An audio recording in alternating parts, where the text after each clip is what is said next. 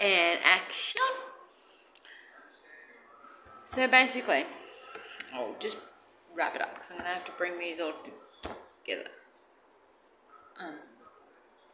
I somehow became the one that had to go to the aeroplane and pick up the package, which was in my name for some reason. I'm not entirely sure how out of all the people it ended up me.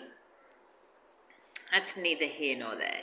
So basically the plane lands, because the first day it didn't land, and we're in like a remote area in Cape York, so it's just like, oh, what do? We went back to the mission in Lockhart River, and then we waited, and then we went back to the airport the next day. And by airport I mean, you know, it was like a little strip where the plane lands. There's no terminal. There's just a little tiny cafeteria, like an outdoor booth. It's very, very different. So either way, you get used to it when you're out there. And so basically, we were waiting for this plane to land. It didn't land the first day, and for some reason, the package was in my name. And this was a routine thing. This is about the third time this particular thing had happened.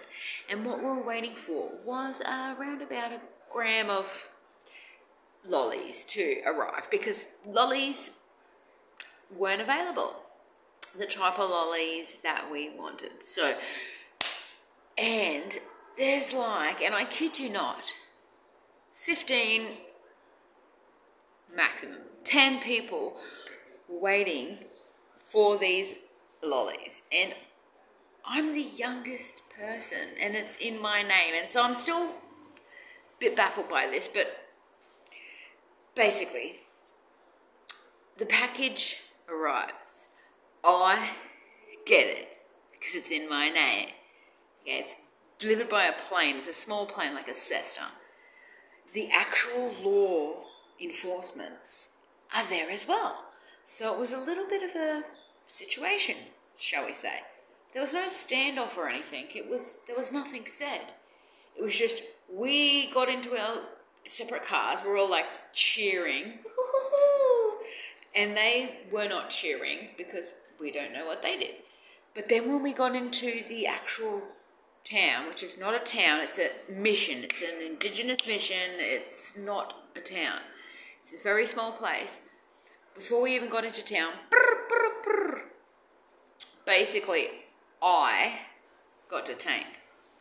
Me and the package at the same time. And I'm not quite sure how that happened because it happened very quickly. As I said, I was only around about 19 at the time. Definitely not 21, before I was 21. So I'm getting detained by this one officer, and I think it was just one officer. It must have just been the one officer. Because as he walked in front of me, we were walking along this tiny little thing, and I grabbed the package and just threw it. It just freaking slipped across the ground. I clunk and slid across the thing, because inside was also everything you would need, you know, in the kit. So, I was in shock because we went into the thing and it just was the officer and I, and because I was already quite weary of people at this stage, I wasn't quite sure exactly what was going to go down. He just searched all my stuff, every single thing. I'm talking piece of paper at a time. Like, he was going through my equipment as it was, shall we say. And he was also simultaneously giving me a lecture about how, and I quote, Sunrise Sassafras, have you heard of her? And I had heard of Sunrise Sassafras, not her real name. But did you know where Sunrise Sassafras is? No, sir. No, sir. 3 bags empty, sir. Well, she's in jail for 25 years for being around the wrong people, being like the wrong influences. You know, like this. dude was, as he was searching me, giving me a lecture about life. And I'm like, who are you? I don't have a dad, never had a dad, don't like you, who are you? F off, basically. And by the way, I was so scared because in the package that I had alleviated from my person, well, it was in my billum actually. I had a bag on and I just went like that as I was walking in. I thought a child, like a small kid, was going through my head the whole time. And I was on the tilt, mind you. Not gonna lie. I was legit, because we'd already gotten into the lollies. So I was like quite tired at that point, you know, it had been a long day. And so, you know, this officer was searching my things quite thoroughly. So I was over it. And I was like just drifting off. And no doubt, finally, because he didn't find anything, and I'm panicking in my tilt the whole time, like I was subconscious, and I was thinking, oh my God, the kids, what if they find the lollies and eat too many and get sick? And so thank goodness that didn't happen, because as we walked out of the little column where the thing was, thank gosh it's set up the way it was, because it was so primitive. Primitive's the word. So primitive. No cameras, no nothing. Like if it was today, Bob's your uncle and Fanny's your aunt, adios amiga.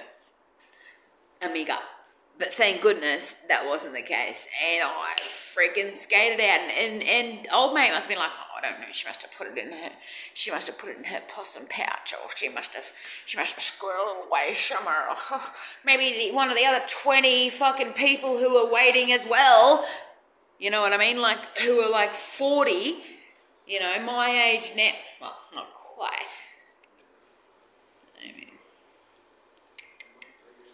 but you know, I was a kid, I was like, not even 20, where's all these, anyway, basically, let it go, skated.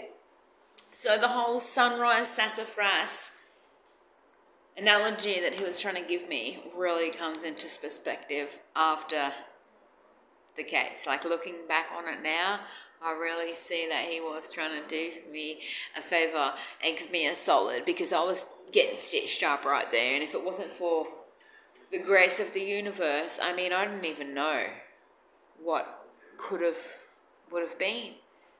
So, I mean, thank goodness of that. But in the memory of our great friend, and, you know, I just wanted to share that with you guys and let you guys know that there's always hope. You know, like that was quite scary. And that was, I mean, the tip of the iceberg, really, because it was all downhill from there, shall we say. But now, we're free. So, I just want to say thank you if you made it this far. Subscribe or don't, whatever. But thank you so much, and appreciate you. Stay true, stay blessed, believe in yourself. You've got this.